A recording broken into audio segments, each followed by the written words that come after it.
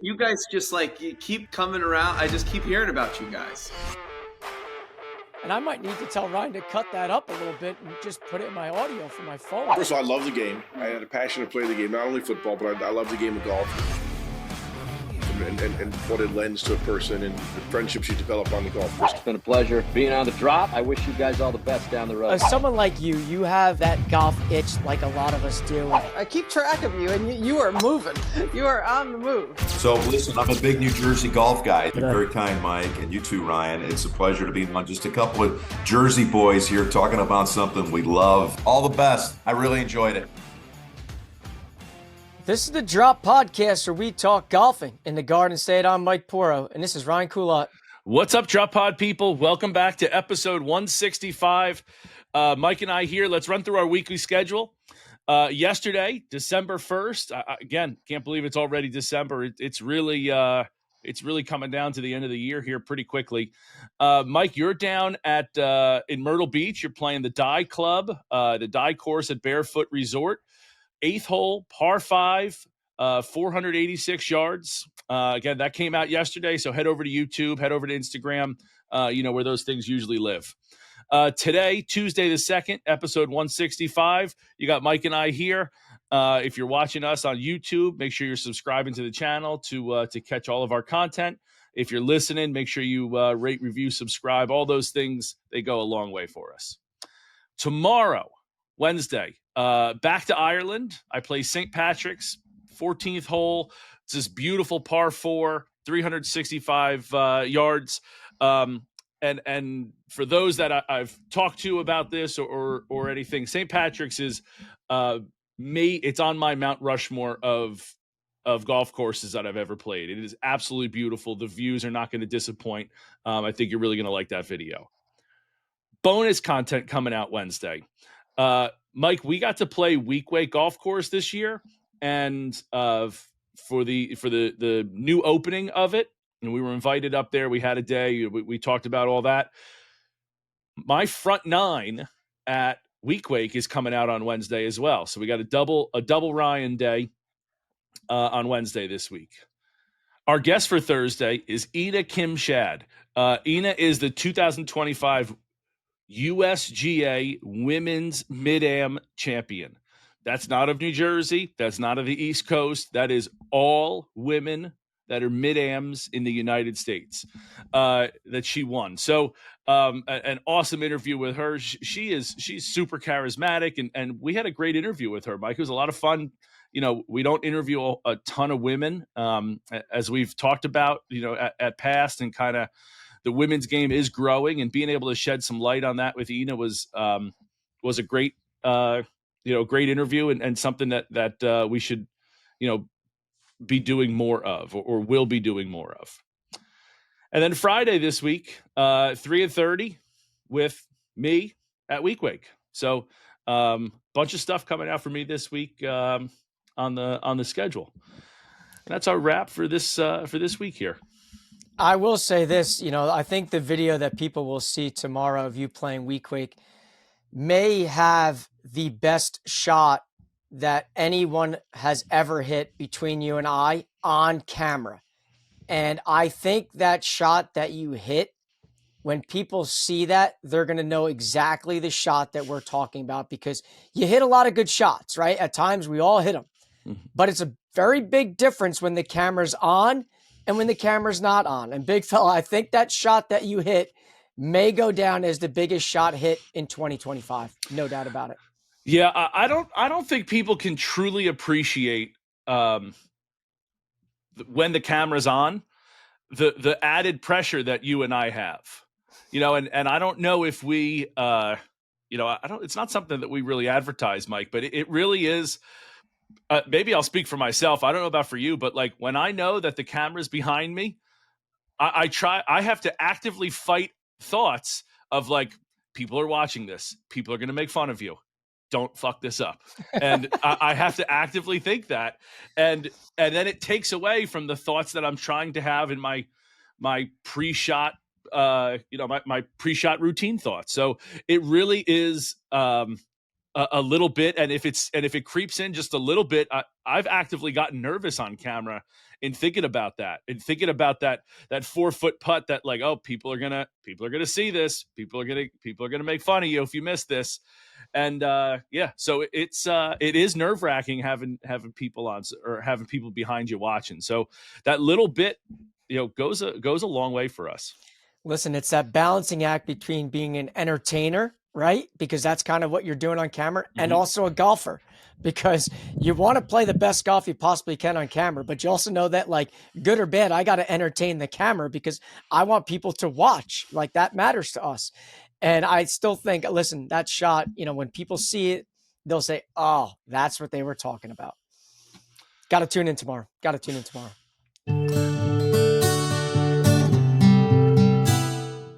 This episode is presented by All County Exteriors. If you're a homeowner or builder in New Jersey, there's one name you need to know for exterior and interior modeling.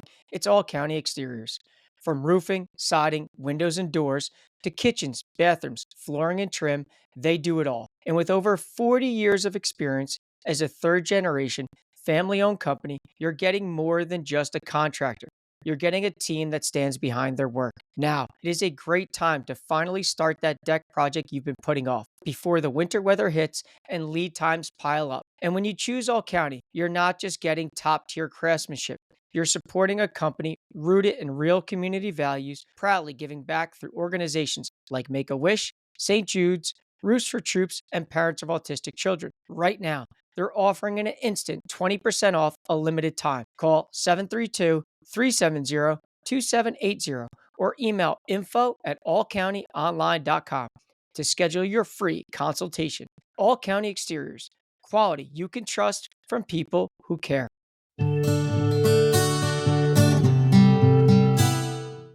All right, so let me hit you here with the fast facts. Couple quick things off the top. Listen, I want to thank everybody for, shopping the drop. Our Black Friday sale, Cyber Monday.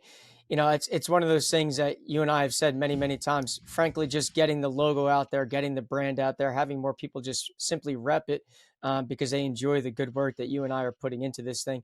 There was many, many orders, damn near double digits at this point in terms of how many people actually ordered something. So thank you to everybody for supporting, buying, repping. Those little things, as we've said many, many times, do not go unnoticed.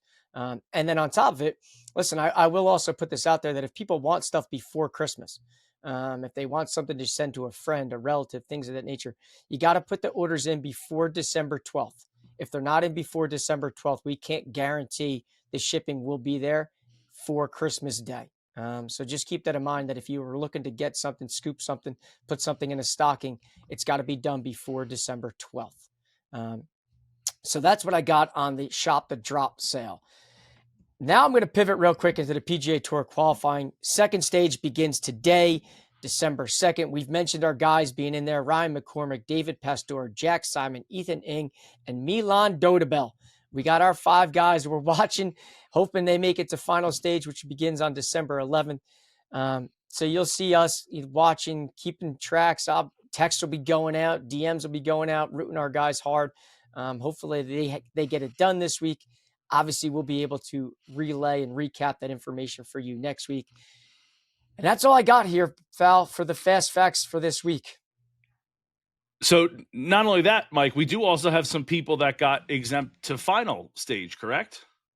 Yeah, so James Nicholas is heading to finals. Right to final, yep. And John Pack is heading right to finals. Those two are going to the finals. So at the very least, we got 2 guys we can kind of root for. John to keep his card and James to get his card. So you got 2 different ends of the spectrum there. But listen, I'll take all 7 if we have a possibility to get all 7 down the road. So that'd be great. Best of luck to those guys. How many from each stage move on, or is it different each location? Yeah, so it's always hard to get the actual numbers, and they always say like they don't put them out until round 1 is complete. If you recall back to first stage, a lot of guys end up withdrawing, or just they get DQ'd, don't show up, do not show. All these different things happen, so that changes the amount of people per event. Because listen, if 90 guys withdraw day 1, they can't still keep top 5, and only 6 guys are playing. Right. Something. So So after round one, I'll have a better indication.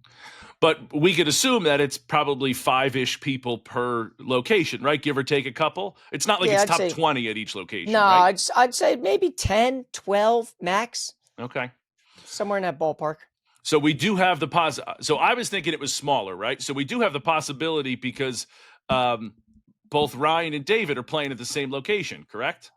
Correct. So it's not like, with 10 or 12, there's a bigger possibility that both of them move on. But at 5, it's a lot tougher to have. We're not spread out as much.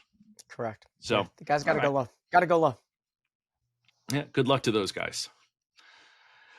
Mike, let's get into our topic for today because we have the next couple weeks. We got. Let's actually do this, Mike. The next 3 weeks, including today, so this is going to be week 1, we're going to give you our top 10 public courses that we played in 2025. That's what we're going to do today. Next week is going to be the top 10 private courses, right? And then getting ready right for the Christmas season, we're going to hit you with best golfing presents to get your golfing, to get your golfer.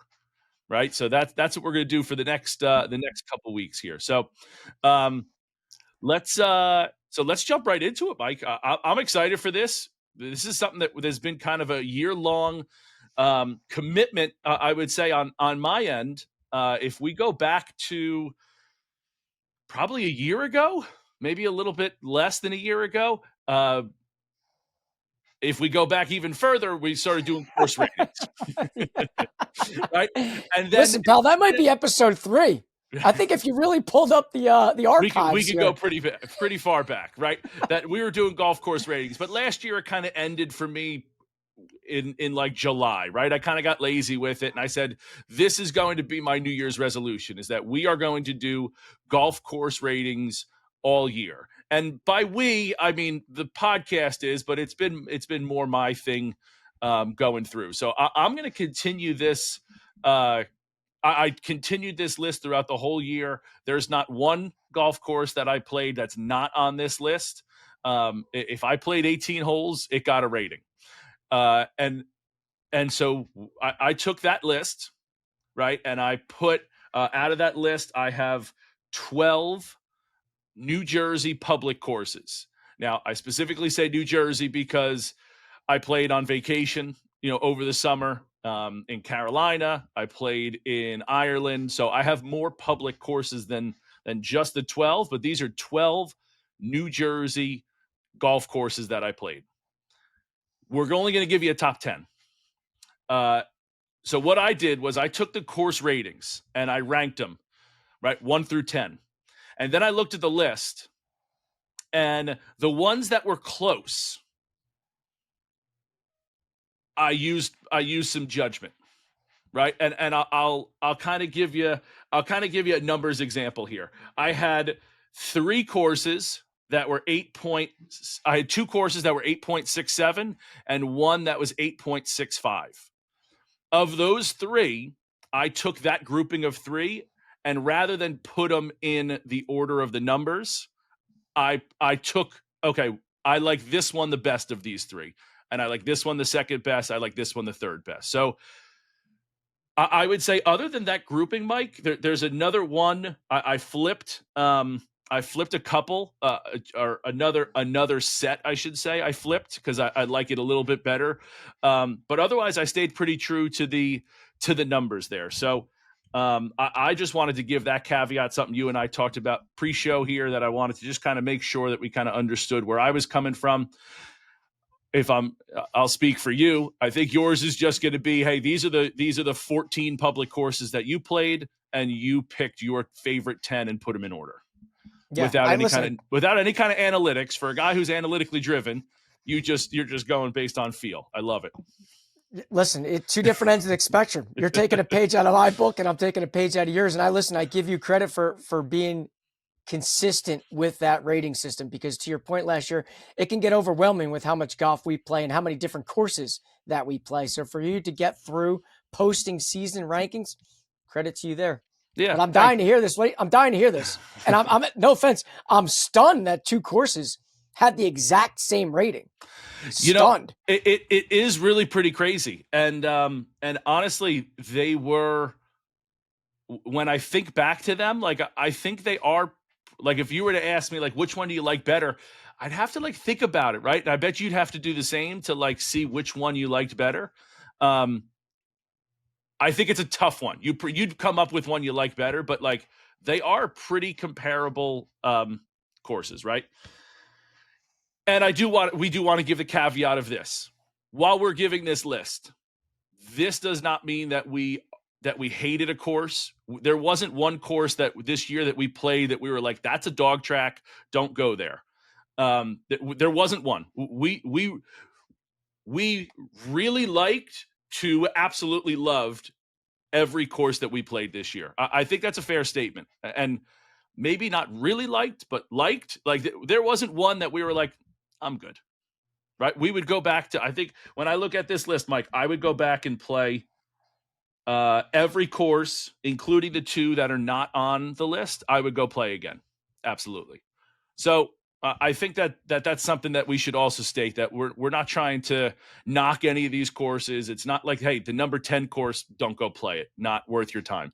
That's certainly not what we're saying. You should go play all these. They're all again, varying degrees of good to great. So there's our caveat, right? So Mike, what do you want? 10 through 1 you want? Yeah, I want you to list them in order from 10 to 1, straight in order, and then I want to discuss them with you. Okay.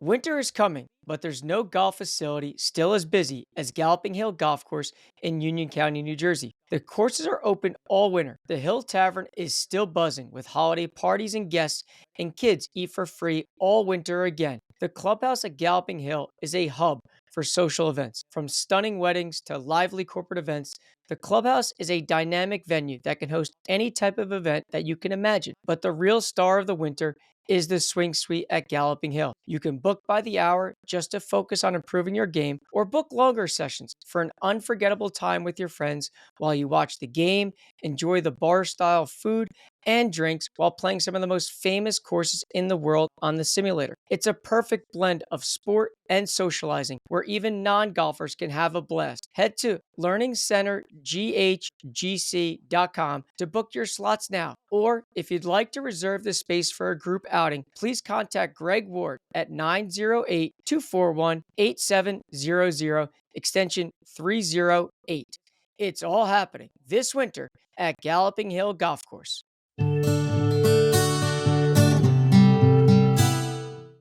Number 10. And I should say this, on my list here, I didn't put golf club or golf course or whatever. So if I mess up, also caveat, I apologize. Yeah. Well, spare me the DMs. That's all I can say. Yeah. Number 10, Weequahic Golf Course. Number 9, Seaview, the Pines Course. Number 8, Berkshire Valley. Number 7, Crystal Springs. Number 6, Charleston North. Number 5, Heron Glen. Number 4, Francis Byrne. Number 3, Rock Spring. Number 2, Shoregate. And my number 1 course, I've been saying it, I've been championing it, Ballyowen. It's a solid list there, pal. It's a solid list. And it's always interesting to hear how things fall for different people. And I can't lie. After what transpired at Shoregate, I was afraid it was not going to be as high on your list because you're going to have some emotions towards that place. And I was like, I hope that doesn't get in the way of how good that golf course is. But and I to think, your credit, you didn't let it. I think that shows, Mike. If nothing, I'm honest, and I think that's the thing. Like Shoregate is an excellent golf course. It's a big boy golf course. Why? The only reason that they're not hosting state state opens, state AMs, state mid AM stuff is it's so far south. It's really the only reason. And as we've talked about, it's tough for a lot of the major players in the golf game for us. Like North Jersey is significantly more populated, therefore it has a lot more of the golfers, and a lot of those guys,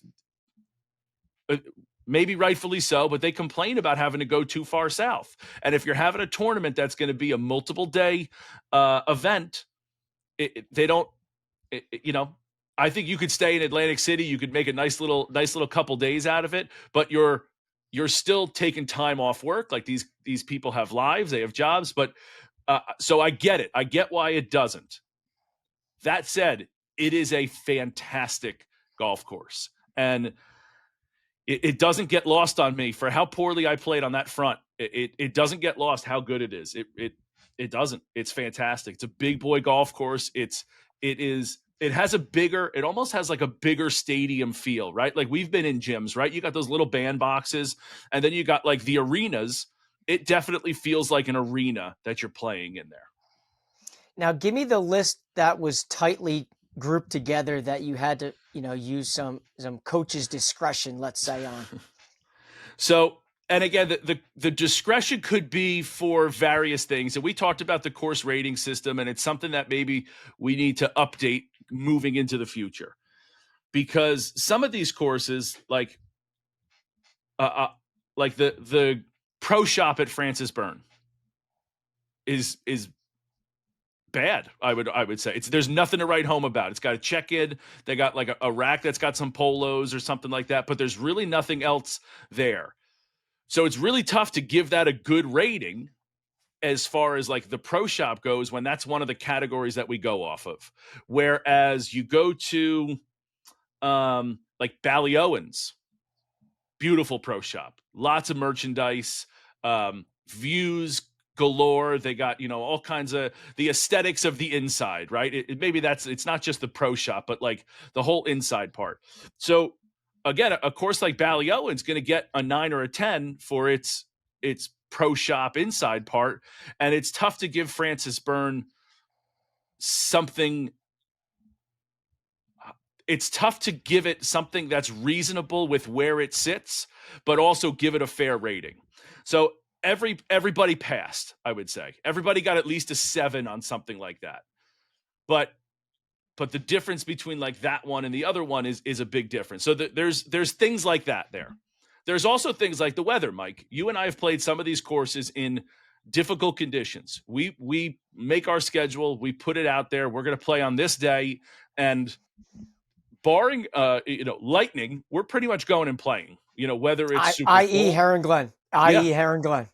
So, and I tried to take that into consideration because Heron Glen was one of those that was in that grouping of 3 that I talked about.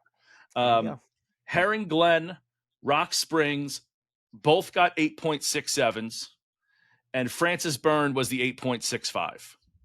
And in my opinion, I like Rock Spring, Byrne, and then Heron Glen, in that kind of order there. And honestly, there's like the difference between Rock Spring and Francis Byrne for me is almost zero. Like I probably could have flipped them and not had a thought about that either.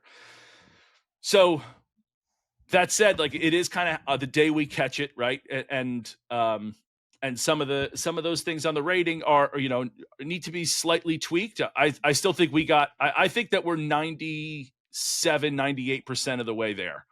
But some of those things, I got to find a way to kind of take like a percentage of it, I guess, in the final number. Now, give me, what was Berkshire Valley's rating for you? And remind me where that sits. I put it at 8. It got an 8.55, which in the original list would make it 7. So I flipped that to 8 because when I looked at that, I like Charleston North. Charleston Springs North, I like a lot. I've said that to people.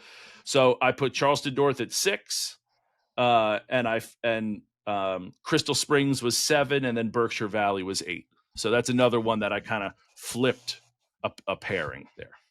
Yeah, I listened. That was another great day at Berkshire Valley. That was a golf course that, like, you sit up there. I mean, I still vividly remember that par 3, the hardest hole on the golf course, 250 yards. Over that the water. Hole will constantly stand out as a monster. Even the history of it there with like the elephant houses that you can kind of see like the ruins of it. It's got the Ringling Brothers, history that we talked about there. The way that the course is set up, it's a great golf course, and I think that's one that gets under talked about in that North Jersey area. That it's a great golf course, really is. Yeah, no doubt. Solid list. I think I have some differences than you, which is kind of be understood. I think in a lot of ways, we also see things differently. No doubt. I put like when I think about the list, I like more of the architecture of the course and the placement of trees, bunkers, hazards, the way things are. You are more of a like I'm more of a ground person. You're more of a sky person. Is that fair to say? Doubt. Yeah, 100%. You like the views, and those matter more to you than the placement of things. No doubt. We definitely have some similarities when I was listening to your list, and I'm kind of like following mine as you go along. But it's hard to argue. Balioan, listen, I know that's your number one. We've said that now, God, for 3 years in a row of this being one of our favorite spots. If it's not the best one, it's got to be in the top 3, if not the top 2. And it's constantly in the conversation. Mm-hmm. There's no doubt about it, because every time we've been there and played there, it's damn near perfect. I mean, I don't know if there's really a complaint you can have about that spot. So yeah, like, listen, I mean, I love it so much. I legitimately looked into doing my wedding up there. So like it's a special spot. And I don't think that like that stretch of holes early, like it gets great early. That first hole, if you want to say that's like a ho-hum hole, or that's like just get it out there, hit the fairway, get onto the green. Like you got some false fronts, but you could take, if you're not warmed up or whatever, you could take your par, your bogey, and move on to the second hole, which has the risk reward. But then that stretch 3 through you could go all right. Yeah. 3 through 7? I'm just going to end at 9, right? I'm just going to end at 9 because I'm going to end the front. But like 10's a great hole. Like par 5, if you pump it out there, like that's an eagle hole. But like you eagled it, right? I doubled it because my drive went like I didn't take enough to cut the corner. So I went into the woods, right? You didn't go into the woods. You hit the speed slot. You had like 120 yards into the green, something like that. So like that's a great hole as well. I think the next that stretch of holes there, but then you can also go to like that ending of 18, 17, 16, 15, 14. Right? And that's no knock on 13. 13, 12, or 11. It's just like there's so many great holes there. Like you talk about like a stretch of hole. The whole stretch is good. There's not, there's, and again, I don't want to seem like I was knocking hole 1 or 2, but like, I like, there are every hole is a great hole there.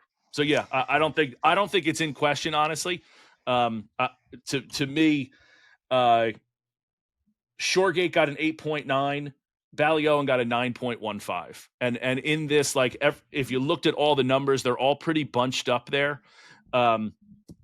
That actually is a big jump, despite it only being like 0.25. It's a pretty large jump. Yeah, well done with the list. Well done with the ratings. Way to be consistent.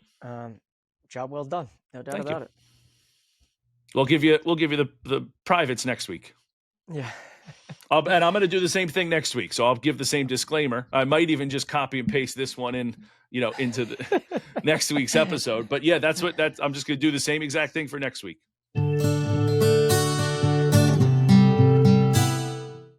George Wall Ford in Red Bank, New Jersey is family owned and operated, proudly serving New Jersey residents with superior customer service since 1960. Rye, Share your story about your experience there. I can't say enough good things about George Wall Ford. I needed a new car. I had an old. I loved the brand that I had. I loved, it was an SUV, but had 165,000 miles on it. It was just time, So I hopped on over to George Wall Ford. I saw our guy Jerry, and Jerry and his team were awesome. I mean, from stem to stern, they're there. They're helping. They're knowledgeable. They have so many cars on the lot that you can go in and say, "Hey, I want a sunroof, a navigation. I want this kind of rims on it." There's a great chance that they have that car with all your specs, the color, all that thing. I like to be higher in my car. And I went and saw Jerry. He pointed me in the right direction. And again, it's awesome to have that kind of help and support from your salesman to the finance guy to even they got somebody who helps you set up your car, right? I got an app on my phone now that's got my auto start on it. I can locate my car if I don't know where it is. I could take a trip to Japan if I wanted to and be like, did I lock my car? And I can go into the app and lock my car. So just the hands-on approach over there is incredible. So if you need a car, head on over to George Wall and go ask for Jerry. They were awesome there. Again, stem to stern from everybody. I can't say enough good things about it. It was an unbelievable experience. There isn't a better place to shop for a brand new car. Just call 732-704-1932 and ask for Jeremy Wall. George Wall Ford in Red Bank for all your car buying needs.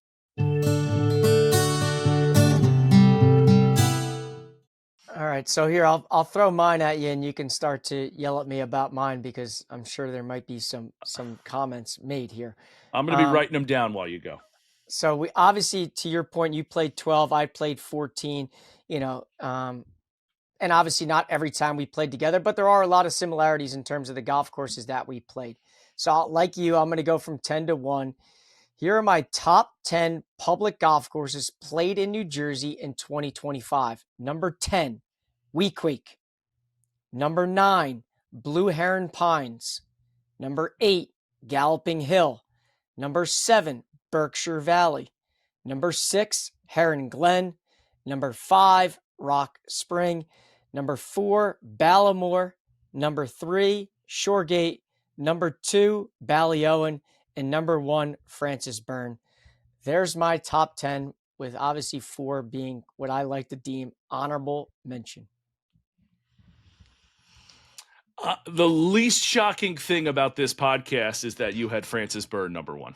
Yeah, I didn't think that was going to come as a surprise. I think, honestly, I've said this on repeat too many times, and I'm not going to sit here and do it again. To me, the conditions, the price, the golf course, the history, that place simply has it all in my eyes. And that's not a place I could ever get bored of playing, because every time that we've been fortunate to play it, there's never been an issue about the golf course. The greens roll, the conditions are phenomenal. Chris does a phenomenal job. Tim behind the scenes is handling things. Like that whole crew that they have over there, for me, just simply gets it done. So that's, again, not a secret, but to me, that is number 1.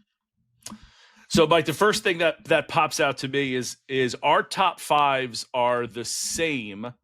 Because if I had Ballymore, and I didn't get to play Ballymore this year, but had I, it would be in the top 5, because that would bump Heron Glen out of that top 5 spot. I know that we've kind of have a little bit different juggle there, because I have Byrne at 4. You got Shoregate at 3. I got a 2.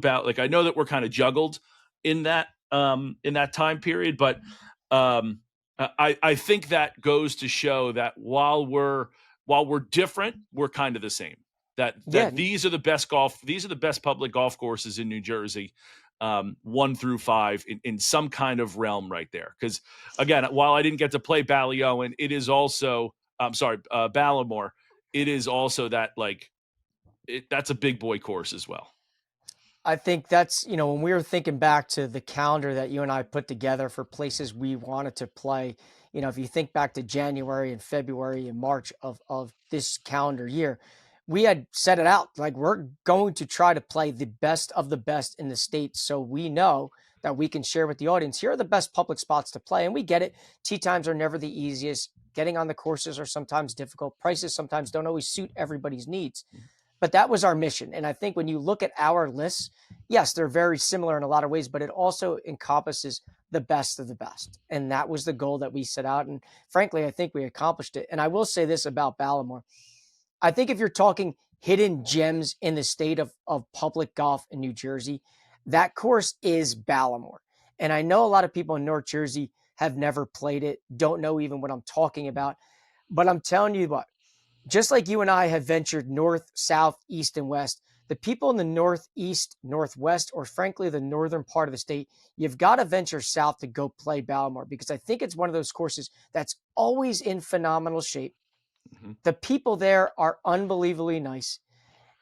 And it's a spot that you're going to leave and be like, wow, that place is no joke. Mm-hmm.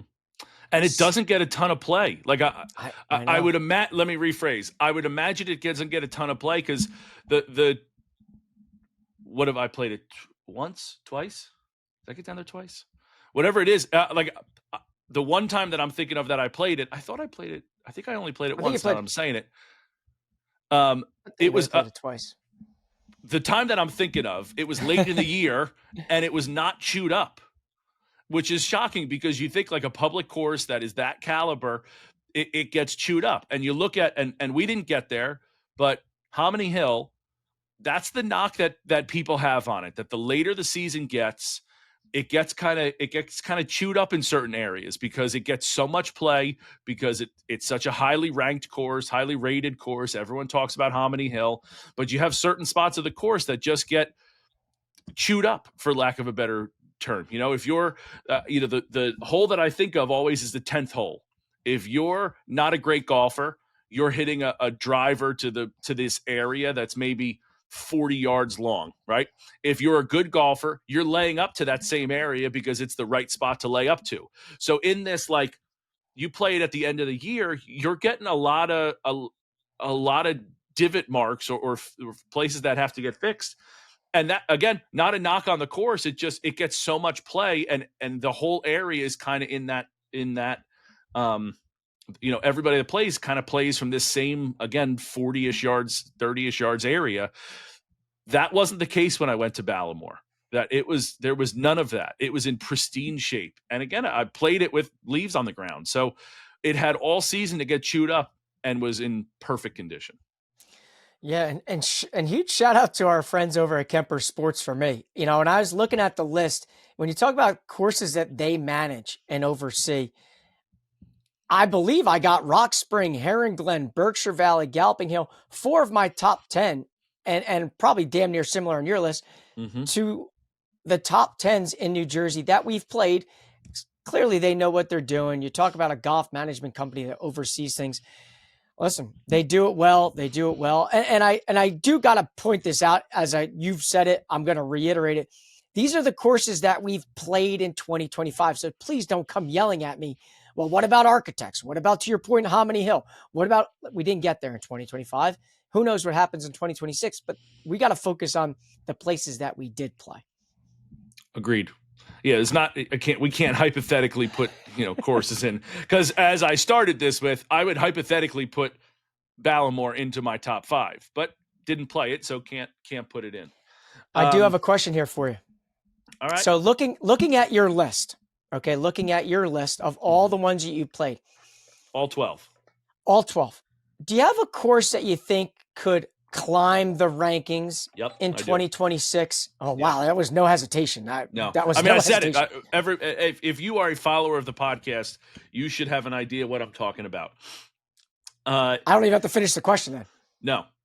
The course... The course that I think hand goes up. It's like the kid in class. The hand goes up before you. How do you know the question? Well, I just know the question. Well, how do you know? I just know. And then you give the right answer. Okay, you know. Well, we've been doing this as long as we have. We got an idea of each other. Mike, I said it. It wasn't on my list, and I would be shocked if it doesn't climb higher. It's Great Gorge, right? When we were up there, we talked about how just 2 years ago the place was covered in.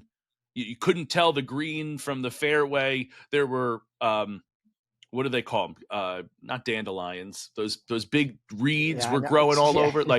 It was a jungle 2 years ago. So I think about what that course could do with this, another year. And that's easily a course that I like the layout. It's got the history. They're doing like that Hef's Hut, like that little, it's got this is the old Playboy Mansion club there, which again, and this is not even considering if they do something with the hotel, right?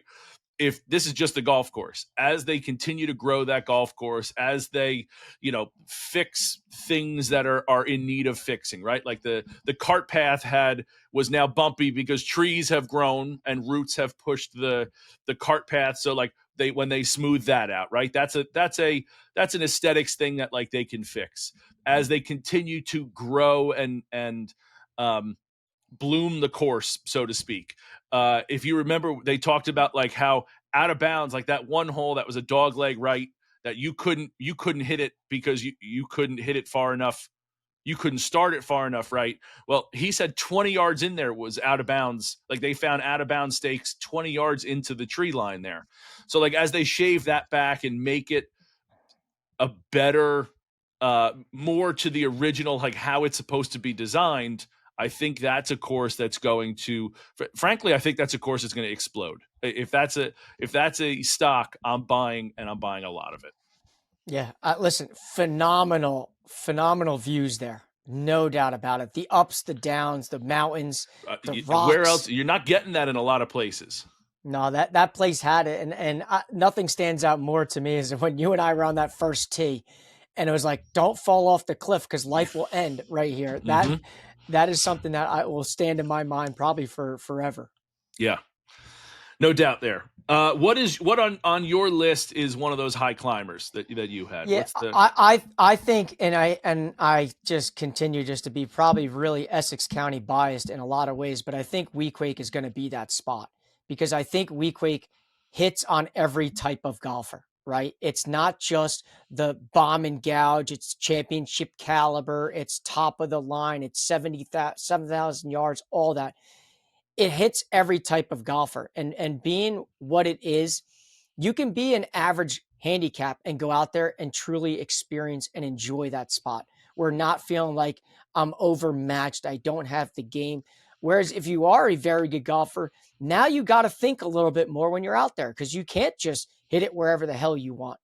And I think the work that they did over there, specifically our buddy Stephen K, and what he had, really envisioned with that spot, rerouting some holes, improving the bunkers, the greens. I think that's a spot that you're going to sleep on and not take it serious. But then once you tee your first ball up there and you get to see it, you're going to be like, wow, this place is way better and way more serious of a golf course than I kind of thought it was. Yeah. Yeah, you're not wrong there. The one thing, Mike, did you say that it's 7,000 yards? Did you say that? No, I said it's not. Oh, it's not 7, because I was going to correct you and say it's not. No, I just pulled up the scorecard. It's about 5,600. It is a par 70. So and people look at that and they're like, yeah, and people look at that like, oh, this is rinky dink. This is boring. I'm telling you, it's a very fun track, and I think we know who has the course record. And I think the length of it is in the right spots.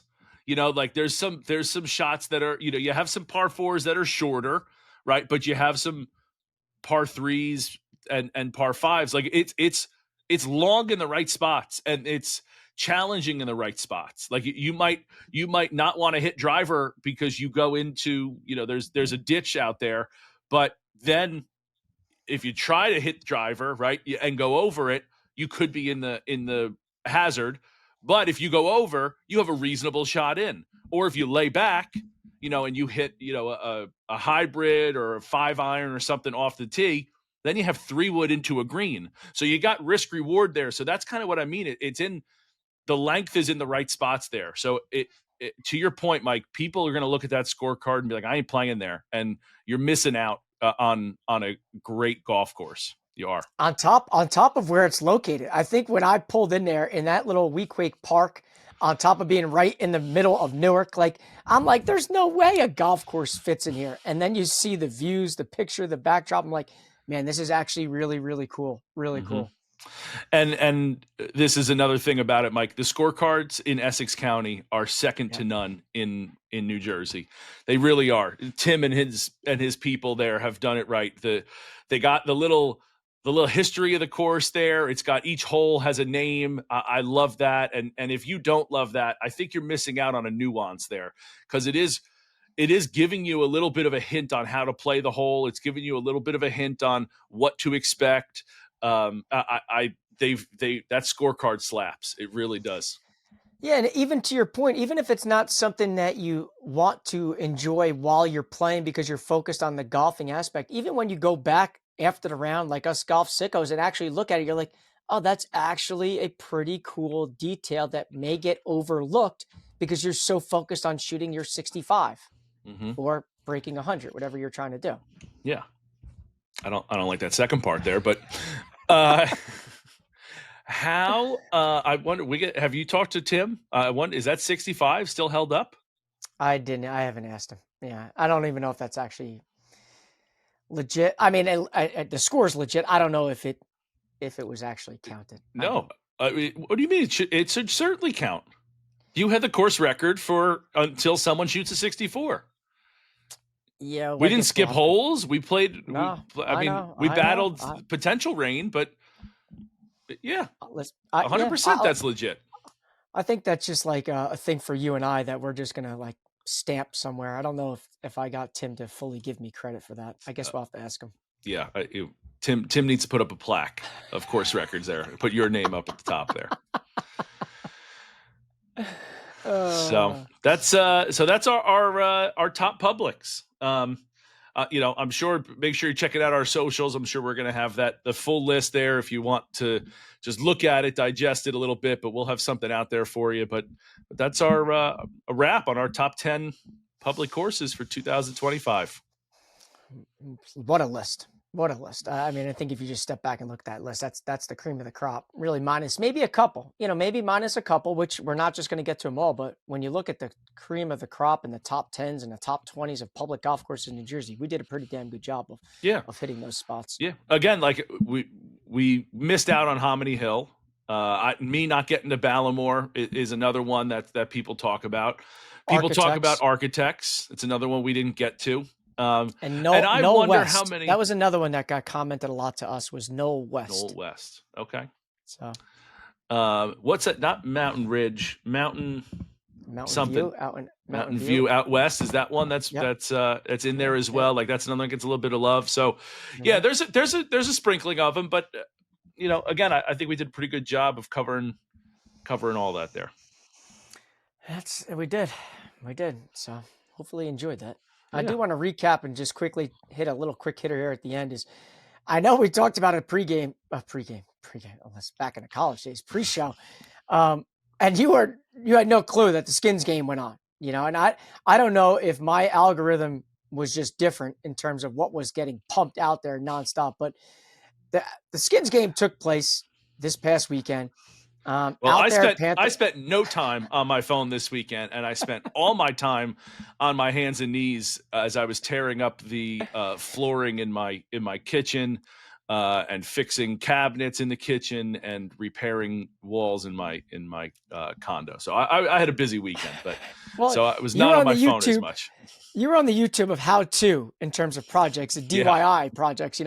Me, on the other hand, is watching this. And I kind of like the idea that they brought the Skins game back after 17 years of being absent and not really doing it. It's another one of Chad Mumm's, former guest of the show, one of his babies. I think his idea is he's going to really dive deep into the golf sicko side of this world that we kind of live in. And, being out there in Florida, Panther National, Justin Thomas and Jack Nicklaus's new spot, getting to actually see a super secluded spot like this that most people don't even probably know exists. But when you do, you're like, wow, super sweet. And I think one of the things that really kind of caught my eye, and I'm sure you can attest to this, is like the banter that these guys have in a non-serious environment is so enjoyable to watch, because listening to your boy Shane Lowry just kind of give it in every aspect to people, seeing Xander go winless and still maintain a positive attitude, and then going back and watching Keegan Bradley beat Tommy Fleetwood to win the most money earned. Kind of goes back to you and I conversing about the Ryder Cup and saying maybe he should have just picked himself and bet on himself, because this is just another example that Keegan Bradley goes out and wins, but didn't want to bet on himself come the Ryder Cup, and who knows if it would have been a different outcome. But I do kind of like these things. Unfortunately, money in golf doesn't mean anything anymore because they make so much damn money that just seeing Keegan Bradley putt and win $2.1 million is kind of like winning a golf tournament. But I do enjoy the banter. Yeah, I think you have to love the banter. The banter is the best part of it. Yeah, I mean, even walking down one of the holes, or after the round was done, one of the other, Xander gets interviewed by Colt Knost, and Colt Knost goes, "How does it feel that we're both walking away with the same amount of money today?" And it was like one of those little zingers that you're not asking a guy during a tournament because he probably beat you up. But to hear him throw that zinger right at Xander, and Xander take it in stride and then be handed a check. You know, the winners get the check at the end of the tournament. They gave Xander a check that said $0. Love that. Loved it. That's great trolling. Great trolling. And, Chad does obviously a great job with what they got going on. So it was a fun little watch. It was a nice thing to tune on early in the morning. It was 9 a.m., Black Friday, quiet day before all the football got going on. It was a good little watch. Well, if any of you are looking at Panther National like I did, just to kind of give some little info on it, the black tees are 7,200 yards, and they are not the furthest tees to play. Wow, they're not. No. What's the back tees are the JT tees, Justin Thomas, and they are 7,900 yards. No. Yes. Oh 78.64 is what it is on the card. That's insane. The back nine from those tees is 4,000 yards. 39.88. Yeah, that is sick. Yeah. Sick. So they do go up. You could play it as close as 56. So they do have a ton of tee boxes there for everybody, but that is wild. Crazy. And you got to think that's an over 8,000 yard course, because 100%. I'm sure if they went to the farthest part back of every tee box, you're talking about closer to 8,000. You throw a little condition in there, a little wind blows, forget about it. No. Nope. Better have more than a dozen golf balls out there with the water too. Well, and I was just going to say, hole 1, no water. Hole 2, no water. Hole 3, water at the green. Hole 4, screwed, water all over. Hole 5, you can't hit a ball left. Hole 4, 5, 6, you could get past that water. 7, water comes into play. 8's a par 3 with no water. 9, got to go over the water on your second shot. No, thank you. Yeah, there's a good amount of water here, all over. So yeah, really, really cool thing, Mike. I was shocked that I missed it because I didn't hear any commercials leading up to it, but just not. I was MIA on my phone all weekend. So between family and parties and tree lightings and then having to do some work in my condo. So you got anything else for today, Mike? No, tune in tomorrow. Ryan versus Weequake, probably shot of the year for 2025. Don't miss it. All right, check that out Wednesday. Thursday, stay tuned for Ina Kim Shad 2025 Women's USGA Women's Mid-Am. Till then, cheers.